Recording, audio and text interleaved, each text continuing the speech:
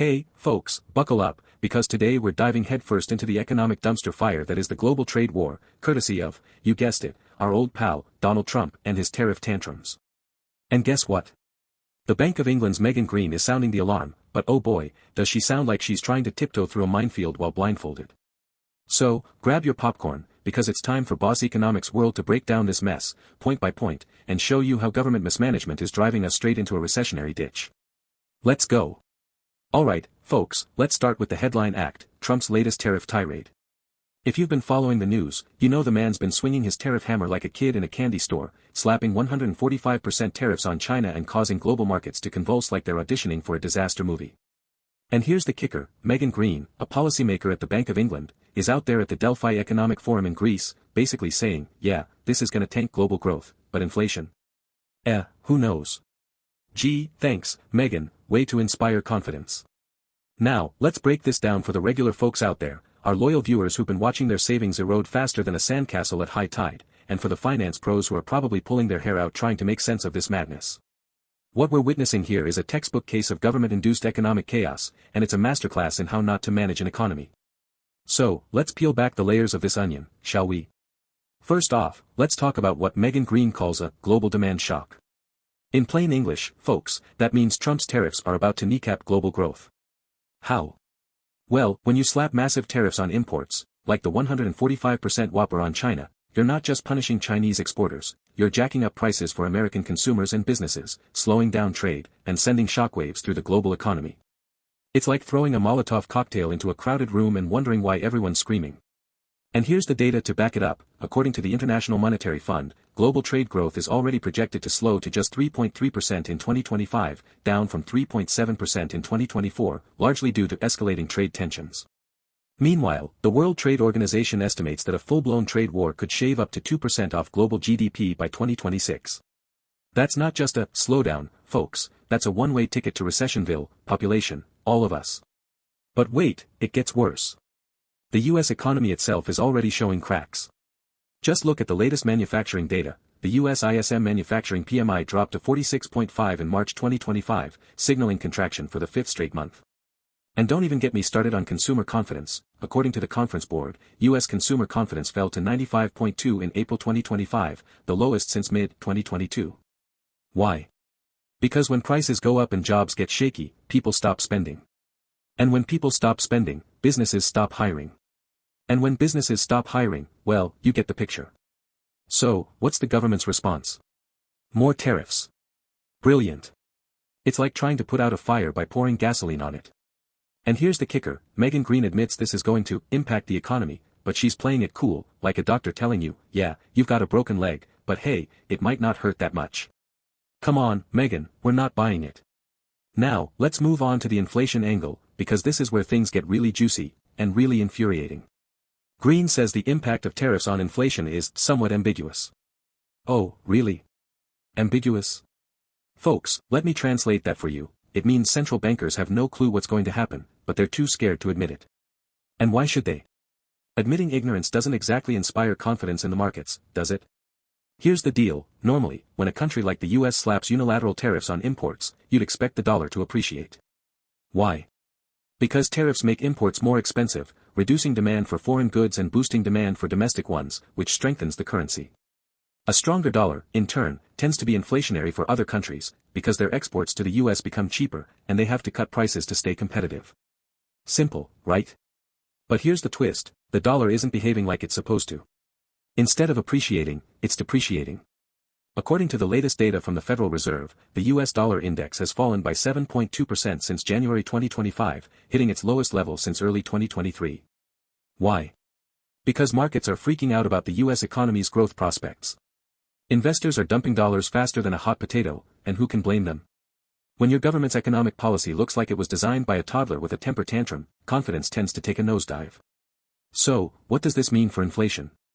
Well, a weaker dollar could actually be disinflationary for the rest of the world, because it makes US exports cheaper and puts downward pressure on global prices. But here's the catch, it could also be inflationary for the US, because imports become more expensive, driving up costs for consumers and businesses. And guess what? The latest U.S. Consumer Price Index data shows inflation ticking up to 3.8% in March 2025, well above the Fed's 2% target. Coincidence? I think not. But hey, don't worry, folks, Greene says, if you have both growth and inflation going down, that's not an awkward position for a central bank. We know what to do. Oh, really? Because last time I checked, central banks have been wrong about inflation for the past 3 years straight. Remember when the Fed called inflation transitory back in 2021? Yeah, how'd that work out? And now, with tariffs throwing a wrench into the mix, they're basically admitting they're flying blind.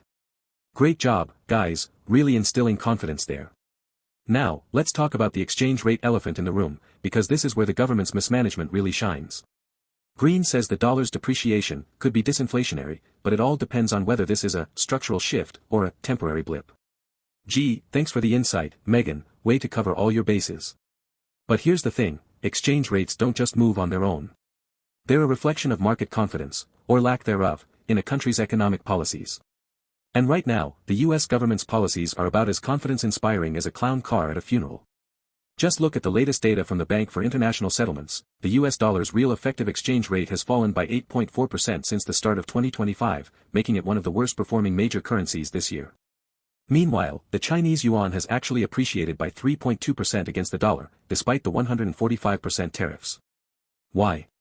Because China's government is playing chess while the US government is playing checkers. Beijing has been aggressively diversifying its trade partners, striking new deals with Europe, Africa, and Latin America, while the US is busy alienating everyone with its tariff tantrums. And here's the kicker, a weaker dollar isn't just bad news for US consumers, it's also bad news for the rest of the world. Why? Because a weaker dollar makes it harder for emerging markets to service their dollar-denominated debt. According to the Institute of International Finance, emerging market debt has ballooned to $105 trillion in 2025, with over 60% of it denominated in dollars. So, when the dollar weakens, these countries have to pay more in their local currencies to service that debt, which can lead to defaults, currency crises, and, you guessed it, more global economic chaos. Thanks, Trump. Now, let's zoom out and look at the bigger picture. What does all this mean for central banks like the Bank of England and the Federal Reserve? Well, folks, it means they're stuck between a rock and a hard place, and it's all thanks to government mismanagement.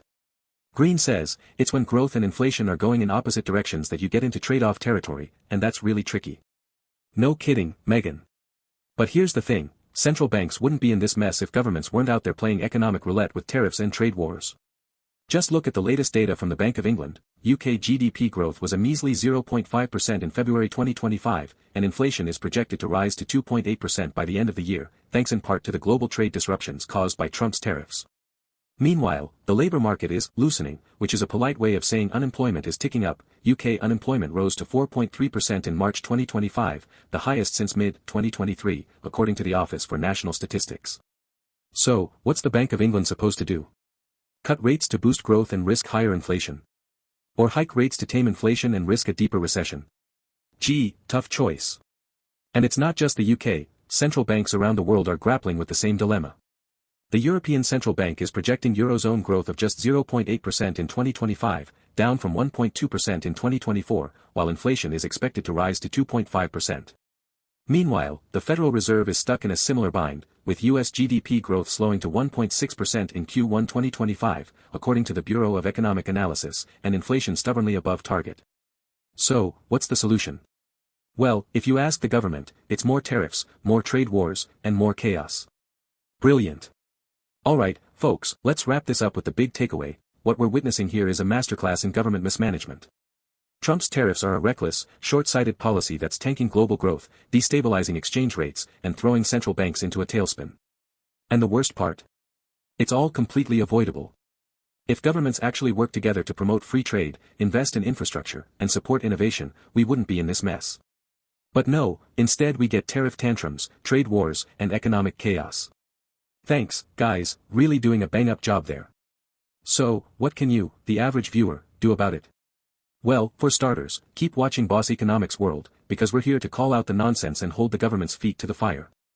And for the finance pros out there, good luck navigating this mess. Maybe it's time to start hedging against the dollar, because if this keeps up, it's gonna be a wild ride. Until next time, folks, stay sharp, stay skeptical, and remember, when the government's driving the economic bus, you might want to buckle up, or better yet, get off the bus entirely. This is Boss Economics World, signing off.